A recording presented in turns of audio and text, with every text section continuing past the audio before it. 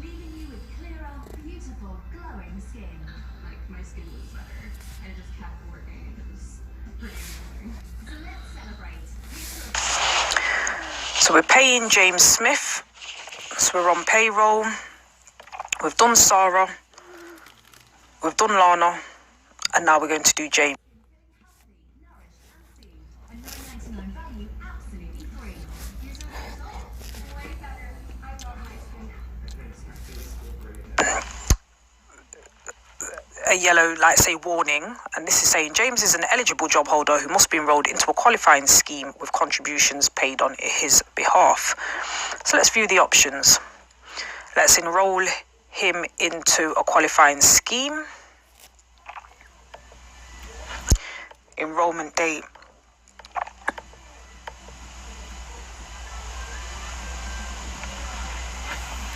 Does it let you choose? So James began on the 1st of November, so just put on the 1st of November. The scheme is Nest, total photo, tax relief is at source, click continue. Again, a letter can be sent, you can print that, create the PDF, email it, mark that as done for this employee, close that. And it's at 1% and 1%. Now, James is the director, and you could, if you wanted to, for this employee, say, all right, employer contribution. Note at the moment, employer is £25.94. Because he's a director, he could have special treatment, and you say, all right, we're going to make that 5%. The employer's contributing only to James, and the employer pension contribution then jumps up to 129.67. So it doesn't have to be the same for everyone. You could add that in. And any letters to James would just say that employer is paying 5% for him. Why? Because he's a director, so he gets some more fringe benefits.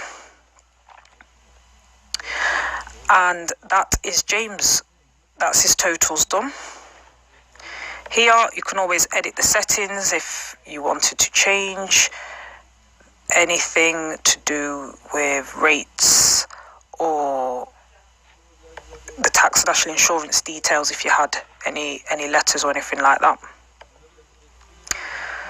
So when you're happy with that, so we've put in Lana, Sarah and James, we're happy with what we're paying them, we can then click on finalising payslips. So this is just telling you that Lana and Sarah are starters. James has been there from previously. If you need to edit anything, any of the details, you click on the pencil. If there's anything about any of the information that we've already put in that we wanted to change, and then we click on OK. Payslip's been finalised with a pay date of the 29th of December. We can print payslips. So the good thing about this is that there's different types of payslips you can have. You can run it on an A4 blank piece of paper. You can use their stationery. You can do 2 per page or 1 per page. So let's do a 1 per page on A4. Trying to think. A4 blank, A5. Okay, so if we want to print preview, this is what a payslip looks like, which looks quite nice. So we've got the name James, that's the month ending, that's the name of the company, that's his national insurance number, his tax table A, that's his tax code, he's a director, yes. These are the payments, he's been paid monthly, this amount, this is his tax deducted, no national insurance has been taken out, and he's made a Nest payment of £20.75. Now remember, he's a director, and the reason is where we ticked regarding the director's his national insurance, that's why. That's his taxable gross pay so far, that's the taxes paid. No national insurance employee or employer in this payment to date. It tells you it was created by BrightPay. You can export that to PDF. It requires a password to open the document. You could put one in, Otherwise, it's just automatically open. So again, it's a good safety feature, just in case the wrong person ends up picking up his email. They can't actually open that password because they can't actually open his payslip because it's a password protected document if you want to do it that way. Back to data protection, that's a good safety feature. Just got to make sure that James knows what his password is, and that will be part of your procedures when a new person starts, to say, what would you like your pay slip password to be if we're going to email them out. And then you can save that. So that's one per page. Or you can print on A4 blank paper, 2 per page. So if we click on that and we click on the print preview, there's James, we scroll down, there's Lana's. And if we scroll down, there's Sarah's. Again, if there's something we don't understand, we can always question it.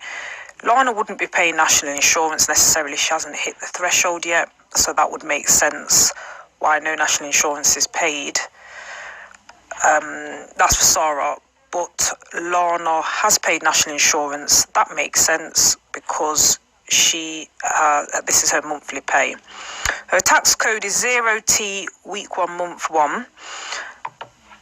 Looking at her tax, it looks like she is paying the 20%, but that's just due to the fact that she ticked the code, that what did Lana have? Lana didn't have a P45, if I remember correctly. And, or she had, she did have a P45, and she hadn't ticked any statement, so that's why she's given this code. Once you've submitted this information to HMRC would look at it, and likely you'd get a pay coding notice letter from HMRC giving you the correct tax code. And if that was the case, then the next time you run the payroll, which will be at the end of January, you just put in the correct tax code for that. So we'd export to PDF.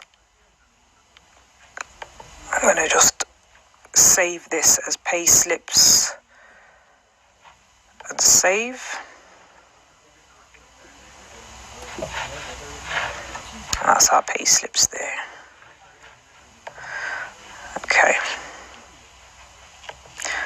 So that really is running the payroll for the first month in BrightPay.